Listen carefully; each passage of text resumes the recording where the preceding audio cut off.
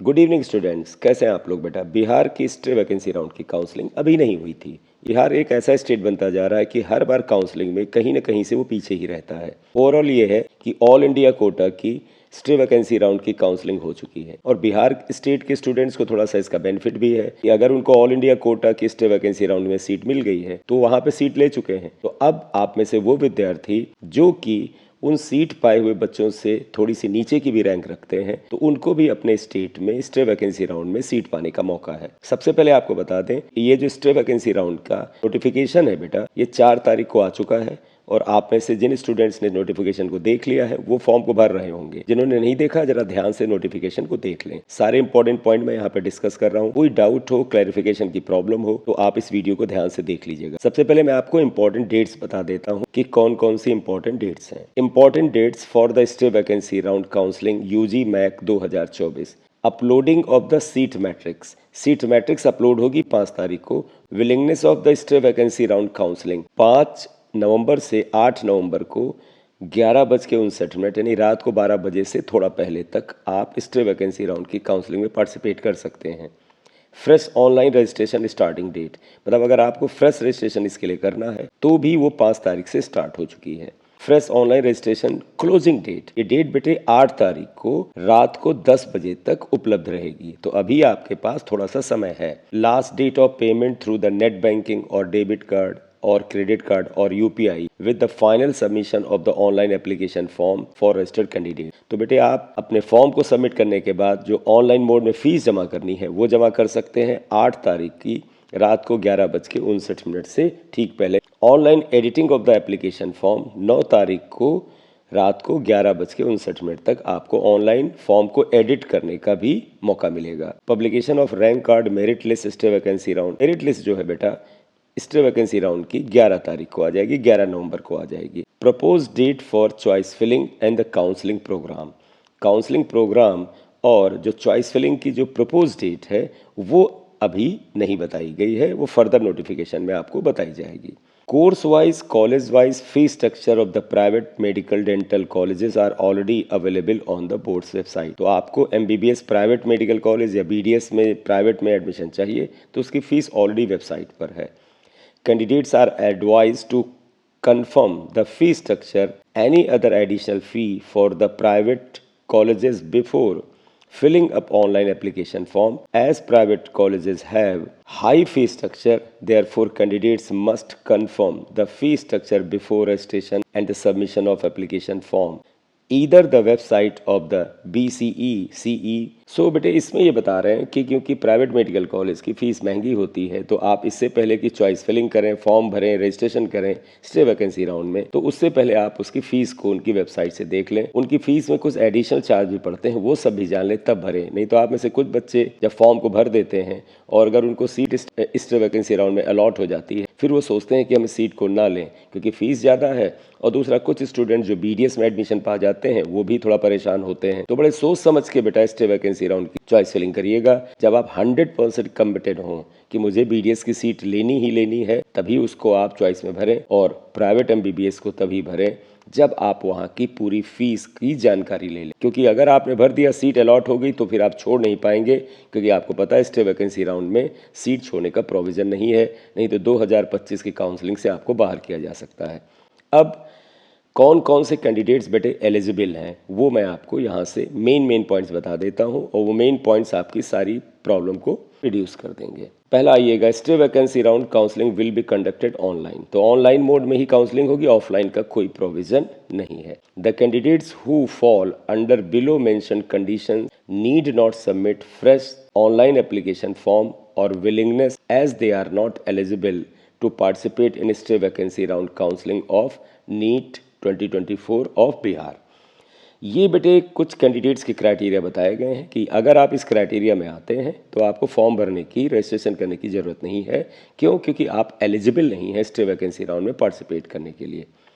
पहला पॉइंट देखिएगा, admitted to UG medical और dental seat through UG MAC 2024 round 1 और राउंड 2 काउंसलिंग। अगर आपको बिहार स्टेट की राउंड 1 की या राउंड 2 की काउंसलिंग से किसी भी एमबीबीएस या बीडीएस मेडिकल कॉलेज में सीट मिल चुकी है और आपने वहाँ एडमिशन ले लिया है तो आप पार्टिसिपेट नहीं कर सकते। सेकेंड पॉइंट देखिएगा, अलॉटेड ऑन यूजी मेडिकल और dental seat through UG MAC 2024 round 3 counselling. अगर आप बिहार स्टेट की जो यूजी काउंसलिंग ऑफ राउंड 3 थी उसमें आपको कोई सीट अलॉट हुई है तो फिर आप स्टे वैकेंसी राउंड में पार्टिसिपेट नहीं कर सकते। फ़र्क समझिएगा, राउंड 3 में सीट अलॉट हुई थी, आपने एडमिशन लिया या नहीं लिया है, only the seat had been allotted, तो आप स्टे वैकेंसी राउंड में पार्ट नहीं ले सकते हैं। राउंड 1 और राउंड 2 का रूल ये है कि राउंड 1 और राउंड 2 में अगर आपको सीट मिली, आपने एडमिशन ले रखा है वहाँ पर, तो नहीं पार्ट लेंगे। अगर आपने राउंड 1 या राउंड 2 की सीट को छोड़ दिया था तो फिर आप ले सकते हैं, लेकिन आपको राउंड 3 में सीट अलॉट नहीं होनी चाहिए।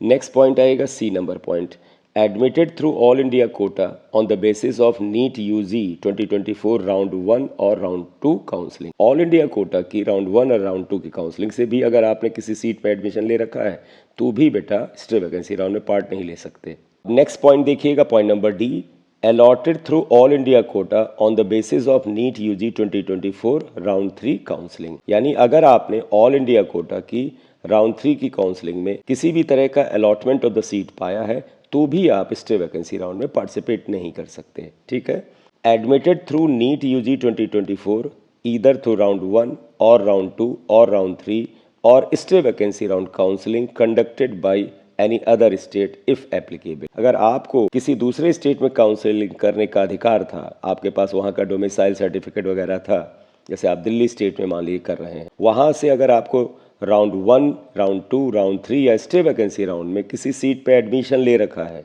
तो आप बिहार स्टेट की स्टे वैकेंसी राउंड की काउंसलिंग में पार्ट नहीं ले सकते। मतलब समझिएगा, आज की डेट में आपके पास किसी दूसरे स्टेट में, चाहे वो राउंड 1 के थ्रू हो, 2 के थ्रू, 3 के थ्रू या स्टे वैकेंसी राउंड के थ्रू, एक भी सीट आपने एडमिशन करके ले रखी है, वहां पर एडमिशन ले रखा है, वो चाहे एमबीबीएस हो चाहे बीडीएस हो, तो फिर आप स्टे वैकेंसी राउंड में पार्ट नहीं ले सकते। पॉइंट एफ आइएगा, allotted through all India quota on the basis of NEET UG 2024 stray vacancy round counselling.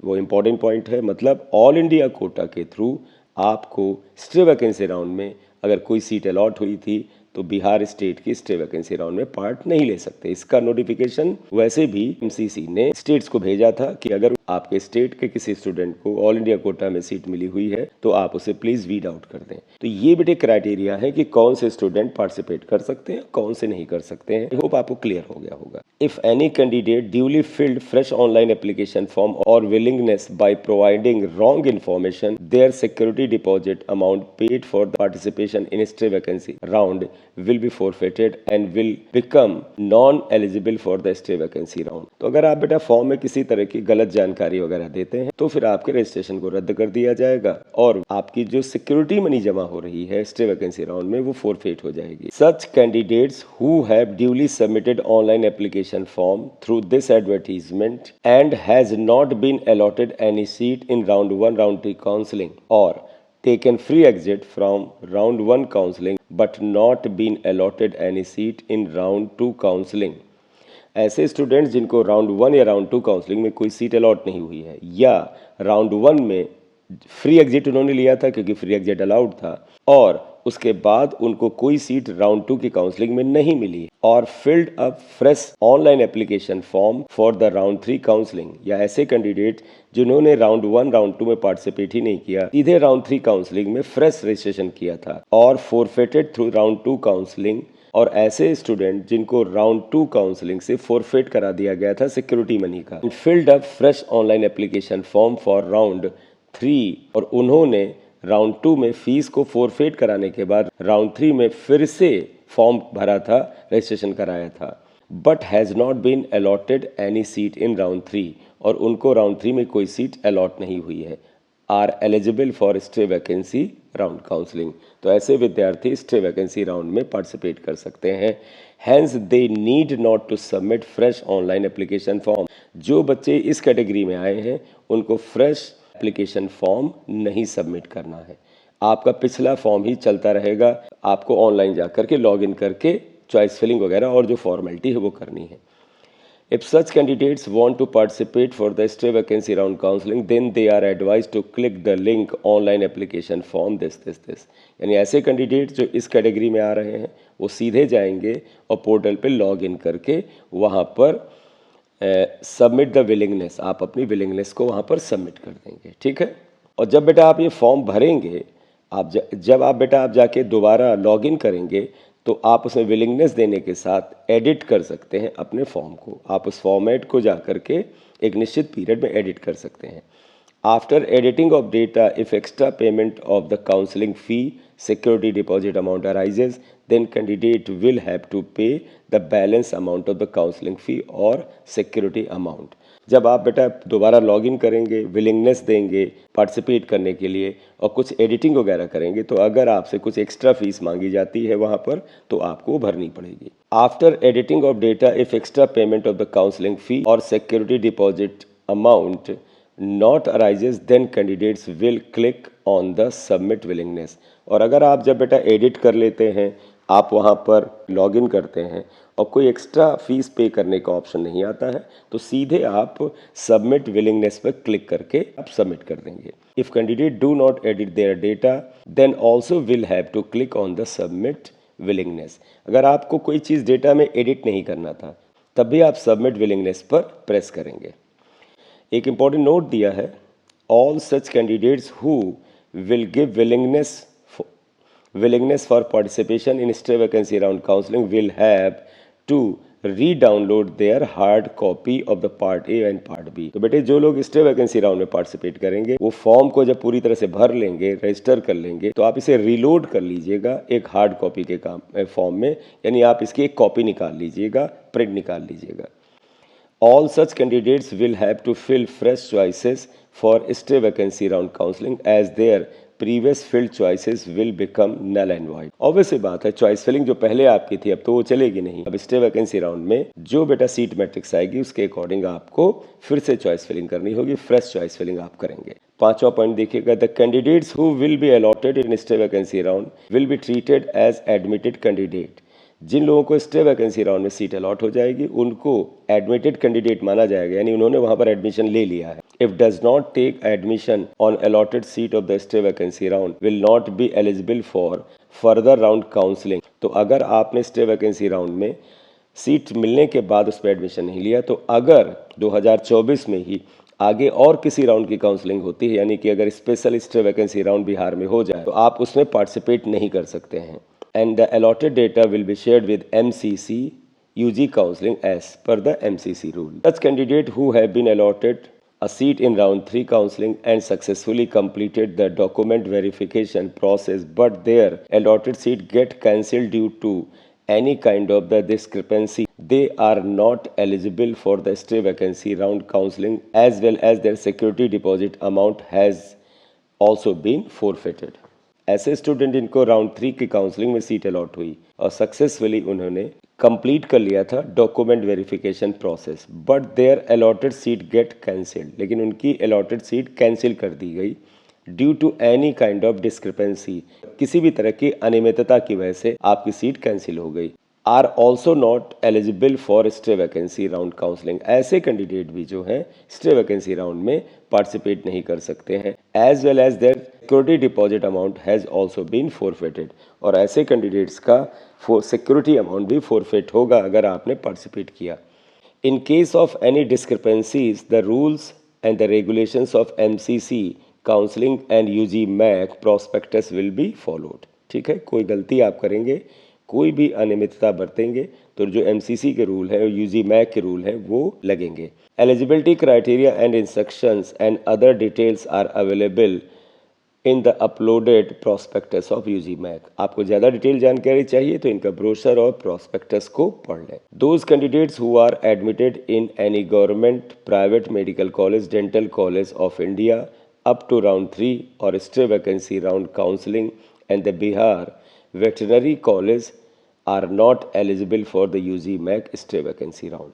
तो ऐसे कैंडिडेट जिनको राउंड 3 या स्टे वैकेंसी राउंड में ऑल ओवर इंडिया कहीं पर कोई सीट मिल चुकी है, या जिनको बिहार की वेटरनरी कॉलेज में भी सीट मिल चुकी है, वो स्टे वैकेंसी राउंड में नहीं पार्टिसिपेट कर सकते। तो तो बिहार के ऐसे विद्यार्थी जिनको वेटरनरी कॉलेज की सीट मिल गई है, they are not eligible to participate in stay vacancy round. Seat matrix of the vacancies after completion of round 3 counseling will be available on the board website on 5/11। 5 नवंबर को seat matrix आ गई है। The prospectus for appearing of the UG MAC can be downloaded online from this board है। आप prospectus वगैरह जाके download कर सकते हैं। इसके बाद फॉर्म कैसे भरेंगे वो सारी जानकारी है। स्टेप 1 है बेटा रजिस्ट्रेशन आप करेंगे। स्टेप 2 है पर्सनल इन्फॉर्मेशन आप उस रजिस्ट्रेशन में भरेंगे। स्टेप 3 है बेटा uploading the photo and signature, आप अपना फ़ोटो अपलोड करेंगे, आप अपने जो सिग्नेचर होते हैं उसे एक पेपर पे साइन करके अपलोड करेंगे। स्टेप 4 है एजुकेशनल इन्फॉर्मेशन, उसके बाद आपसे एजुकेशनल इन्फॉर्मेशन मांगी जाएगी, वो फुलफ़िल करेंगे। स्टेप 5 है प्रीव्यू योर एप्लीकेशन, अपने एप्लीकेशन जो आपने भरा है उसको प्रीव्यू कर लें। स्टेप 6 है payment of counselling fee and security deposit, फिर आपको सिक्योरिटी मनी और पेमेंट ऑफ काउंसलिंग फ़ी करना है। ये पॉइंट देख लीजिएगा, इंपॉर्टेंट है। कैंडिडेट्स हैज़ टू पे 1200 यानी 1200 only for unreserved EWS backward classes, EBC classes, EWS candidates and ₹600 only for the SC ST and DQ candidates as non refundable registration counselling fee through online mode. तो आपकी जो stay vacancy round है उसमें registration fees जो है वो 1200 रुपये है और 600 रुपये बेटा उन स्टूडेंट्स के लिए है जो SC ST या DQ कैटेगरी के हैं। पेमेंट आपको credit card, debit card, net banking या UPI से करना है। But in case of the private colleges all candidates have to pay 1200 only as non refundable registration counselling fee. लेकिन अगर आप सिर्फ प्राइवेट मेडिकल कॉलेज की काउंसलिंग करना चाहते हैं तो सभी को बेटा SC ST DQ को भी 600 के बजाय 1200 की ही फीस पे करनी होगी और ये फीस नॉन रिफंडेबल है। अब फीस के बारे में आप देखना चाहें तो कोई बड़ी बात नहीं है बेटा, जो भी आप ऑप्शन भरते हैं, जैसे आप अगर चॉइस में प्राइवेट MBBS कॉलेज भरें तो उसकी फ़ीस 1200 रुपये है, तो आप चाहे जिस भी कैटेगरी के हों आपको 1200 रुपये जमा कर देना चाहिए। मतलब देखिएगा, आप चॉइस में गवर्नमेंट मेडिकल और डेंटल और वेटनरी कॉलेज भर रहे हैं तो आपको 1200 रुपये देना है इन कैटेगरीज़ के केस में, और SC ST DQ में 600 देना है। इसके अलावा अन्य सारी कैटेगरी में 1200 रुपये सबको जमा करना है। देख लीजिए, तो एक ही केस में DQ SC और ST के स्टूडेंट्स को 600 जमा करना है जब वो गवर्नमेंट MBBS या BDS या वेटनरी कॉलेज को चॉइस में भरना चाहते हैं। लेकिन अगर आप इनके अलावा प्राइवेट MBBS और BDS कॉलेज को भी चॉइस में भरना चाहते हैं तो सबको 1200 रुपये का रजिस्ट्रेशन अमाउंट जमा करना होगा। यहाँ पर the detail of the payment of the security deposit है वो यहाँ पर है इंस्टीट्यूशन वाइज, इसे भी जरा देख लें। अगर आप government medical college, dental college और वेटनरी कॉलेज में चॉइस फिलिंग करना चाहते हैं तो अनरिजर्व्ड EWS कैटेगरी के लोग 10,000 रुपये और SC ST backward class EBC category के लोग 5,000 रुपये सिक्योरिटी अमाउंट जमा करेंगे। आपको government medical college, BDS college, veterinary college को चॉइस में भरना है। आप अगर अनरिजर्व्ड EWS कैटेगरी के हैं तो 10,000 रुपये सिक्योरिटी मनी, अन्य सभी कैटेगरी के लिए 5,000 रुपये। प्राइवेट मेडिकल कॉलेज भरना है तो बेटा अनरिजर्व्ड EWS के लिए 2 लाख रुपये और अदर कैटेगरीज के लिए भी 2 लाख रुपये है। प्राइवेट डेंटल के लिए अगर भरना है तो बेटा 50,000 रुपये फीस है सभी के लिए, आप चाहे किसी भी कैटेगरी के हों। Both private medical and dental college भरना है तो 2 लाख रुपए बेटा सारी कैटेगरी के लिए, किसी भी कैटेगरी के आप हों। Both government medical, dental, veterinary और प्राइवेट मेडिकल तो 2 लाख रुपए सभी के लिए। और both government medical, dental, veterinary, private dental college 50,000 रुपये सभी के लिए। तो आप में से अगर स्टूडेंट लास्ट वाले पॉइंट को देख लें, आप government MBBS, government BDS, veterinary और प्राइवेट डेंटल भरना चाहते हैं तो 50,000 रुपये सभी को भरना है, यहाँ पर कोई छूट नहीं है। इसके बाद एक चॉइस है बोथ गवर्नमेंट मेडिकल और dental, veterinary, private medical, dental, तो सबको 2 लाख रुपए फीस जमा करना है। तो ये सारी की सारी फीस जो है debit card, net banking, UPI और क्रेडिट कार्ड के थ्रू जमा होगी। ठीक है, फीस जमा करना बहुत ज़रूरी है, उसके बगैर आपका एप्लीकेशन कैंसिल माना जाएगा। 7th स्टेप जो है बेटा वो downloading the part A and part B of your form है। आप फॉर्म के पार्ट ए पार्ट बी को आप डाउनलोड करके अपने पास रख लें, ठीक है। इसके बाद जो बेटे क्राइटेरिया एलिजिबिलिटी के क्या था वो आपको बता दिया है। उसके बाद अगर आपको कुछ और बारीकी से चीज़ें पढ़नी तो ये पढ़ लें, बहुत इंपॉर्टेंट नहीं है, लेकिन आपको एज ए कैंडिडेट पढ़ लेना चाहिए। अगर आपको लगे कि आपको कोई पॉइंट समझने में प्रॉब्लम है तो बताइएगा, तो मैं इसका भी वीडियो बना दूंगा। सर्टिफिकेट्स कौन कौन से देने वो मैं आपको एक बार बता दूं। 13 नंबर पॉइंट में देखें, all the certificates included in the list given below if applicable must be submitted in original by every candidate at the time of his or her counseling allotment on the scheduled date। आपको अगर seat allot हो जाती है तो आप सभी को ये डॉक्यूमेंट्स जो है बेटे ये ओरिजिनल फॉर्म में उस सेंटर पर, उस कॉलेज में या उस नोडल सेंटर पे जमा करने होंगे। ये है original admit card of NEET, original score card of the NEET, passing certificate, marksheet, admit card of matrics and equivalent examination, passing certificate, marksheet और admit card of intermediate 10+2 equivalent. तो आपको 10वीं की और 12वीं की मार्कशीट और सर्टिफिकेट और एडमिट कार्ड भी मांग रहे हैं। अब एडमिट कार्ड ना बच्चे के पास हो तो कैसे चलेगा? 10th का एडमिट कार्ड कहाँ होगा बच्चे के पास? ये प्रॉब्लम वाला पॉइंट है, ये वाला। इसके बाद रेजिडेंशियल सर्टिफिकेट यानी डोमिसाइल सर्टिफिकेट अगर लगना है, caste certificate and all the certificates document in original form. तो आपको कुछ भी चीज़ क्लेम करनी है तो उसका ओरिजिनल सर्टिफिकेट लगेगा। 6 copies of the passport size photograph आपको रखना है, which was pasted on the admit card of the NEET UG. वही फोटो बेटा बनवाइएगा जो नीट में आपने पेस्ट किया था। Downloaded print of online filled application form, और ऑनलाइन एप्लीकेशन फॉर्म का जो आपने प्रिंट निकाला है उसको भी आप लेकर के जाएंगे। और आधार कार्ड लेकर जाएंगे।